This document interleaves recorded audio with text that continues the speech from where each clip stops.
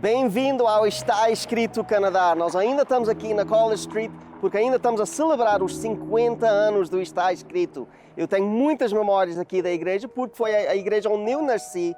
O pastor Feyerabend foi meu primeiro pastor. Tenho muitas histórias, mas eu queria saber se vocês tinham histórias com o pastor. Com certeza. Eu me lembro com muito carinho. Eu cresci ouvindo as canções do pastor Feyerabend. E quando eu estava no seminário, o pastor Feyerabend foi fazer uma semana de oração e foi a ordenação ao diaconato. E ele me ordenou e colocou a mão dele sobre a minha cabeça. Foi um momento muito especial. Amen, amen. E para aqueles que não sabem quem é o Feyerabend, o episódio de hoje é completamente sobre ele. O testemunho, a história do pastor Henry Feyerabend. Fica aqui conosco no Está Escrito Canadá. O programa que estão assistindo hoje começou há 33 anos atrás com o nome A Voz de Profecia. Seu fundador é o meu convidado hoje. Vocês não vão querer perder nem um segundo de sua história inspiradora.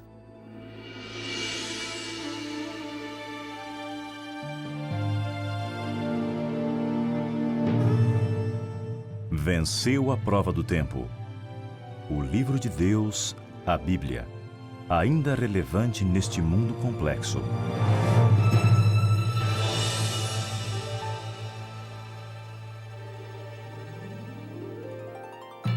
Está escrito, partilhando mensagens de esperança ao redor do mundo.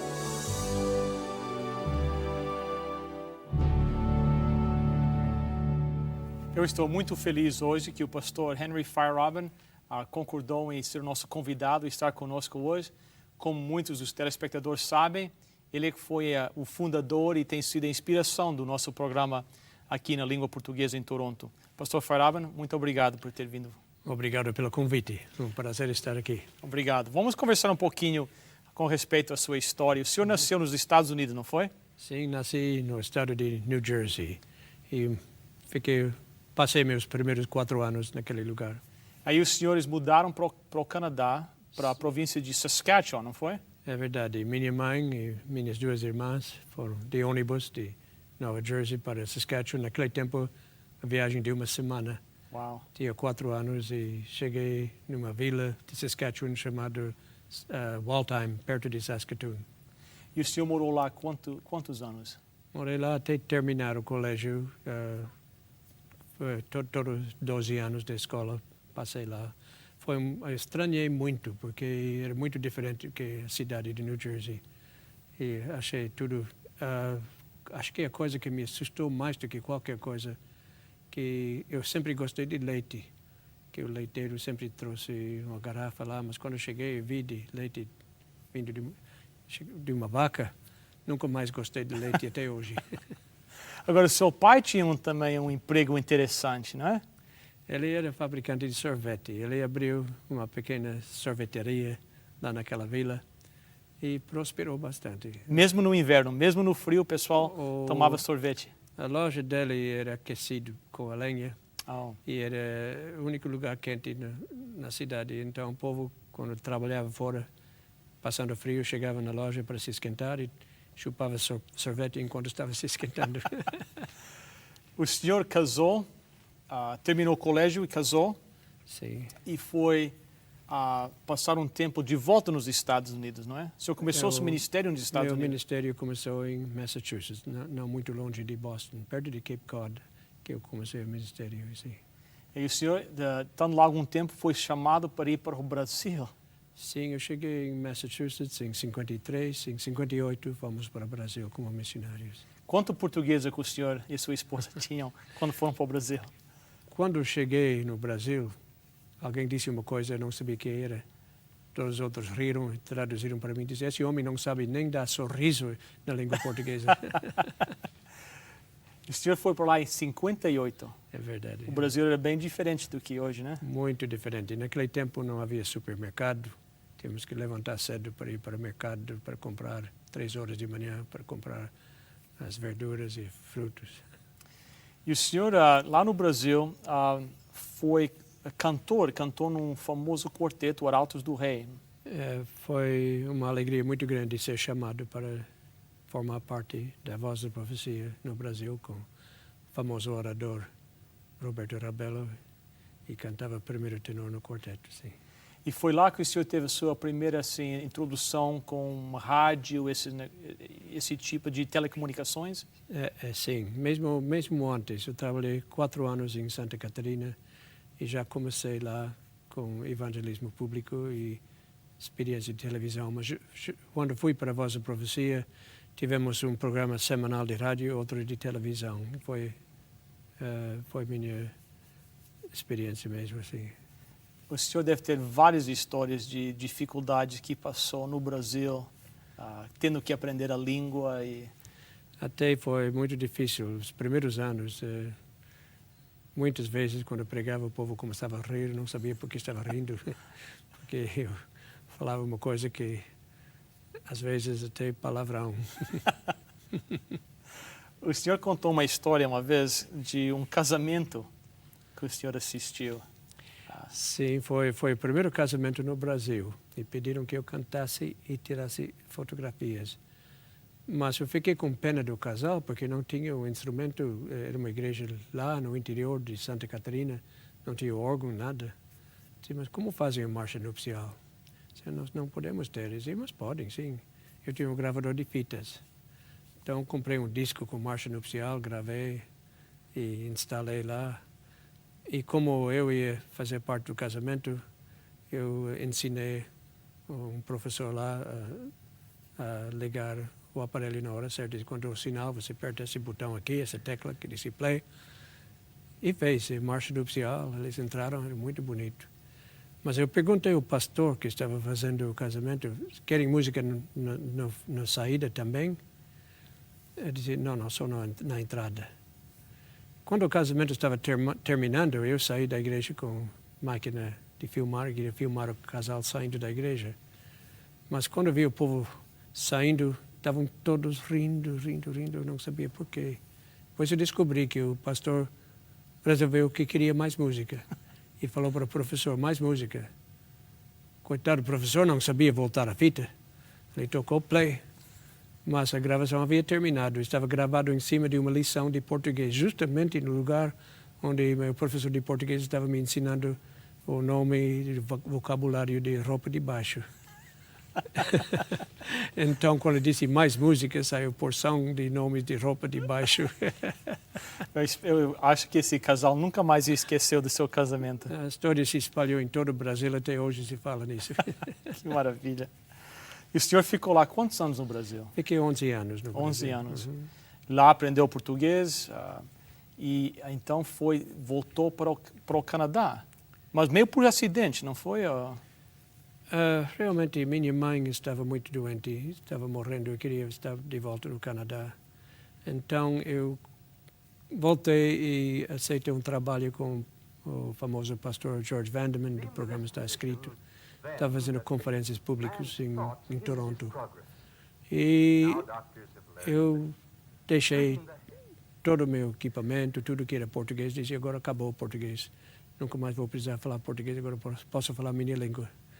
Mas foi muito surpreso chegar em Toronto, primeira noite, pessoas vieram falar português comigo, descobri que havia uma grande comunidade portuguesa em Toronto. Foi uma surpresa muito grande. Você não tinha ideia? Não, nem a mínima ideia. Foi... Que impressionante.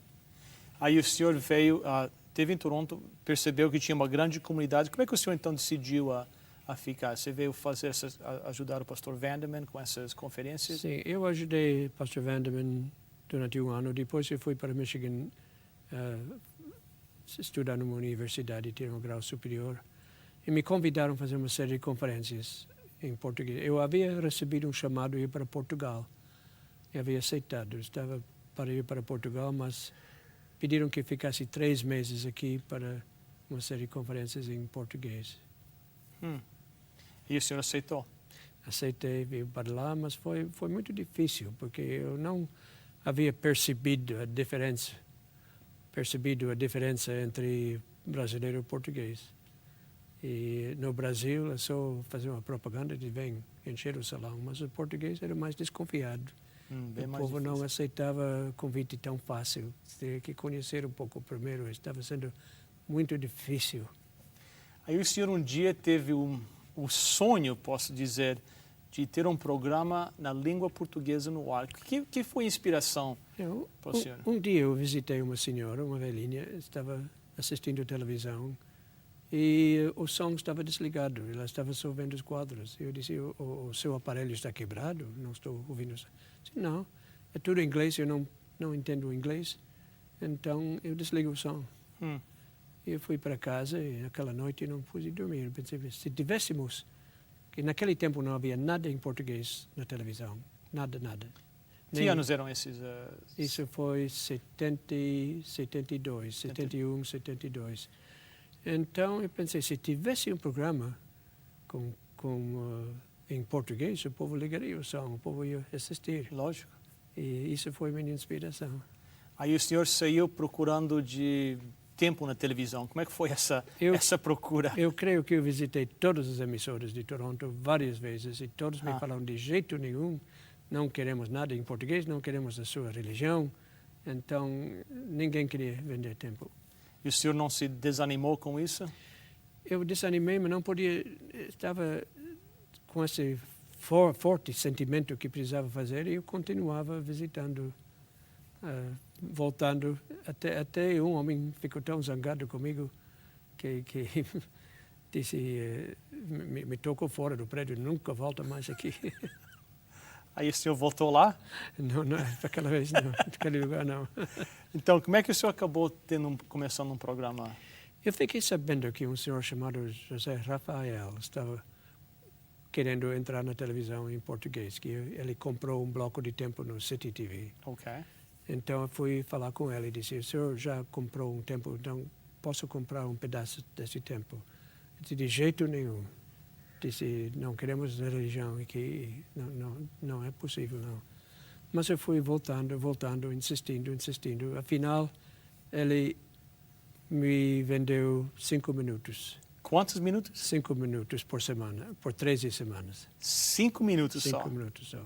E o preço era $4,000. Porque nessa época era uma fortuna. Era uma fortuna, não tinha dinheiro nenhum. Eu ia perguntar ao senhor, quanto é que era o seu orçamento nessa época? Não sabia nem essa palavra, orçamento. Então, 5 programas... Não, 13 programas. 13 programas de 5 minutos cada um. 5 minutos cada um. $4,000. É.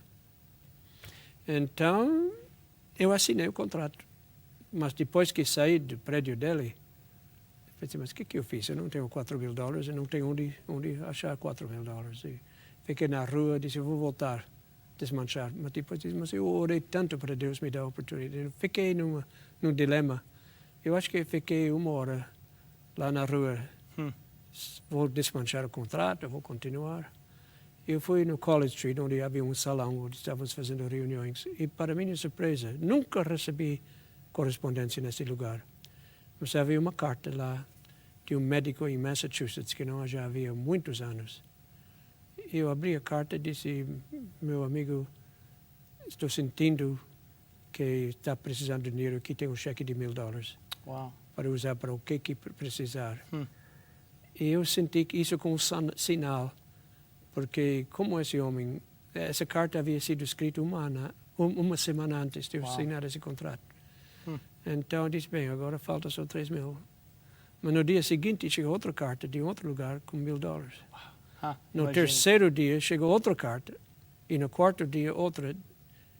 Antes de terminar a semana estava com os $4,000. Uau, que bênção. Então agora com o dinheiro, agora o senhor tinha que pensar o que é que vai fazer com só apenas 5 minutos de programa? Era muito pouco. É muito mais difícil um programa de 5 minutos do que meia hora, porque para fazer... Então, resolvi fazer um programa falando sobre a oração, falando com Deus. Eu falei 2 minutos sobre isso, depois eu cantei o hino Pai Nosso, lá do estúdio. E havia uma família, acho que chamava Santos, se não me engano. Conheço bem essa família. Foi esse programa que minha mãe assistiu pela primeira vez. Sim. E o senhor estava lá e o senhor falou algo que impressionou minha mãe bastante. Né? Não sei se o senhor se lembra. O senhor falou que pessoas dizem que Deus morreu, mas eu sei que Ele está vivo porque acabei de falar com ele. É verdade. Nós nunca sabemos as palavras que nós transmitimos e como vão afetar alguém que está ouvindo. Mas essas palavras que o Senhor falou naquele dia transformaram a vida da minha família e a minha família. E por isso eu agradeço muito ao Senhor. E agora o senhor é orador do programa. Quem diria, né? Que 33 anos atrás a minha família assistia a ver esse primeiro programa de 5 minutos. Você era menino, muito pequeno naquele tempo. Bem mais novo do que eu e bem mais magro. Mas vamos com o senhor, então, 13 programas. Eu creio que o senhor fez os 13 programas, terminou os 13 e voltou. Será que o senhor voltou para pedir uma extensão de contrato? Não, depois de 13 semanas, nós recebemos tantos telefonemas. Eu me lembro, um domingo de manhã, eu atendi o telefone. E durante 1 hora, eu recebi mais de 50 telefonemas. Uau. E já eu achei que o programa havia feito o seu trabalho, o dinheiro acabou, eu resolvi acabar com a coisa, não queria mais ir além disso. Mas naquele tempo, o José Rafael havia saído e o Sr. Fernando Raposo havia... E Fernando Raposo veio para a igreja lá de College Street e disse: queremos renovar o contrato. Eu disse: não, eu não vou renovar, não. Ele acabou. Eu disse: não, mas vamos renovar. E ele foi querendo, porque agora ele disse: o programa tem alcance, o povo está vendo e a emissora não quer perder esse programa. Eu disse: não, mas eu não vou mais. Então, eu disse: e se nós dessemos 10 minutos em vez de 5 minutos? Bem, isso é mais interessante. Então, eu acabei assinando mais um contrato, agora 10 minutos por semana. Mas outra vez sem dinheiro. E, milagrosamente, o dinheiro... Sempre entrou. O dinheiro apareceu, né? Apareceu. Aí o senhor foi de 5 minutos para 10 minutos, aí aumentou de novo? Nós começamos em setembro com 5 minutos. Foram 13 semanas, mais 13 de 10 minutos, e estava na época de Natal, fim de ano. E eu disse: agora acabou, agora não quero mais nada. E Fernando Raposo, me lembro que ele me trouxe uma garrafa de vinho ainda. E disse: olha, um presente da emissora, queremos renovar o contrato. E eu nunca bebi vinho, não tomo álcool, mas agradeci o presente e disse: mas não, agora acabou. Disse: mas olha, o que podemos fazer para isso continuar? Disse: a única maneira que eu continuaria é se aumentasse para meia hora. Disse: eu não posso fazer isso sem falar com a emissora. Ele foi falar e voltou a dizer: vamos dar meia hora pelo mesmo preço. Pelo mesmo preço? Pelo mesmo preço. E então, até hoje, está sempre no ar, meia hora. Impressionante, né? Impressionante.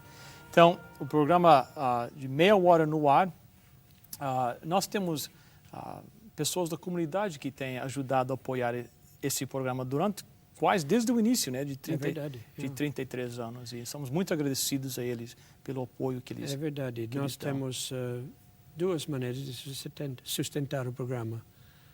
Muitas pessoas mandam ofertas e contribuições, mas nós fizemos uma coisa com o programa português que nunca fiz. Temos um programa em inglês, que nunca fizemos isso, mas achamos alguns comerciantes que fizeram propaganda no programa e nos apoiaram. Vários comerciantes e têm sido muito fiéis em apoiar o programa. É impressionante que eles têm apoiado todos estes anos e o programa continua no ar. E quem sabe mais 30 anos. Quem sabe.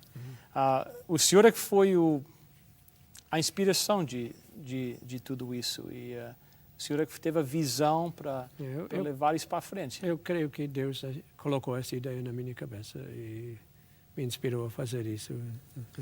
Chegou ao ponto que o senhor tinha o seu próprio estúdio, né? Sim.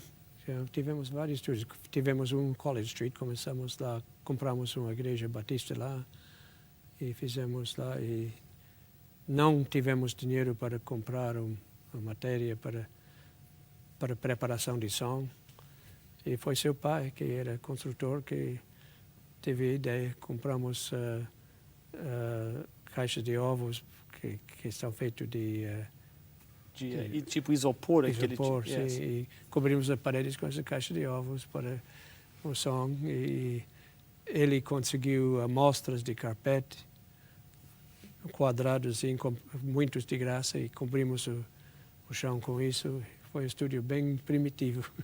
A compra daquela igreja até que foi um tanto do milagre também, que Também o foi. senhor viu aquela igreja e alguém indicou o senhor a igreja, né, que estava à venda. E... foi o senhor Manuel Pereira que me chamou, disse que a igreja está à venda.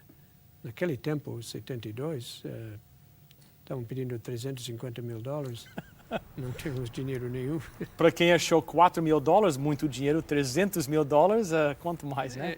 Era uma loucura total. Mas compramos a igreja sem dinheiro. As prestações eram $2 mil e $2.500 só de juros cada mês. Todos os meses, $2.500. E não tivemos uma congregação quase, então era uma loucura total, era impossível. Mas, graças a Deus, dentro de 5 anos, a igreja estava tudo pago.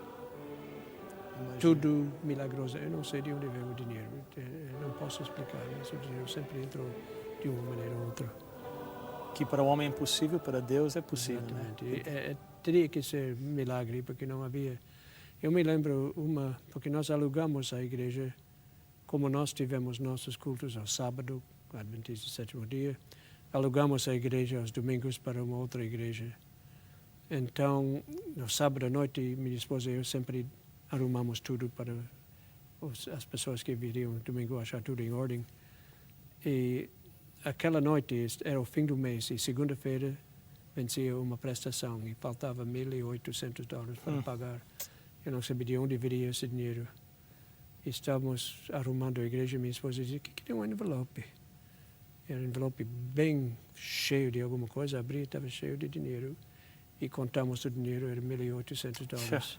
Sem nome, até hoje não sei quem colocou esse envelope lá. Não tem. Impressionante. E nisso não foi uma vez, se repetiu cada mês. Até hoje, eu cheguei a saber que no fim do mês o dinheiro viria de qualquer maneira, não sabia de onde, mas sempre veio. É impressionante. Pastor, infelizmente o tempo está nos passando, mas antes de terminar, eu gostaria de dar a oportunidade ao senhor falar um pouquinho sobre a sua saúde. Eu sei que o senhor tem passado por umas dificuldades de saúde, e eu sei que os telespectadores estão ansiosos para saber como é que o senhor está se sentindo e como é que... Graças a Deus estou me sentindo bem. Eu tenho passado os últimos 4 anos, 4 cirurgias grandes. Em 2001, descobri que a perna estava um pouco inchada. Fui ver o especialista e depois de vários exames e testes médicos, ele disse: você tem um tumor canceroso e isso te matará.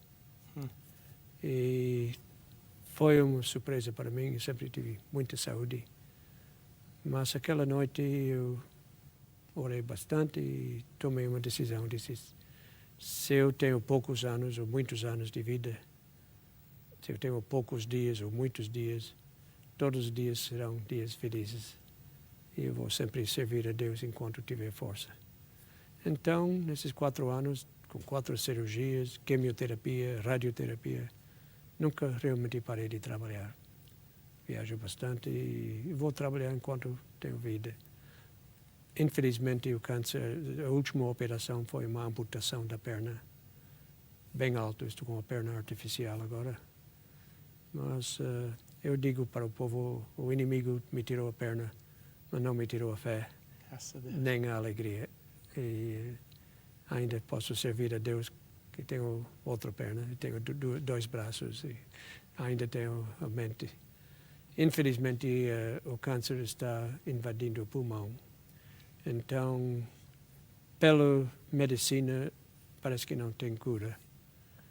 Só uma intervenção milagrosa de Deus que poderia me dar muito mais vida, mas não estou preocupado. Viajo, estive no Brasil em abril, viajo bastante e vou continuar trabalhando enquanto Deus me der a força para trabalhar. Bom, pastor, muito obrigado pelo senhor estar conosco. Foi uma honra para mim ter o senhor aqui. O senhor tem sido a nossa inspiração e continua sempre sendo a nossa inspiração. É uma alegria muito grande ter aquele menino que eu vi o programa 33 anos atrás, agora sendo a pessoa que está dirigindo o programa. Para mim, Billy é como um filho. Obrigado. E me sinto uma alegria imensa que nunca tive filho e ter meu filho espiritual continuando servindo a Deus dessa maneira. Muito obrigado. Oxalá que eu possa ser só um pequeno do que o senhor foi. Vai ser muito maior. Pastor, gostaria de convidar o senhor para orar com os nossos telespectadores ao nós terminarmos nosso programa. Vamos orar. Pai nosso que estás nos céus, te agradecemos as tuas bênçãos. Te agradecemos o privilégio de termos o Bill Santos aqui como orador do programa que vai continuar este trabalho. Pedimos as tuas grandes bênçãos com ele e com todos os telespectadores que estão ouvindo este programa. Pedimos em nome de Jesus. Amém.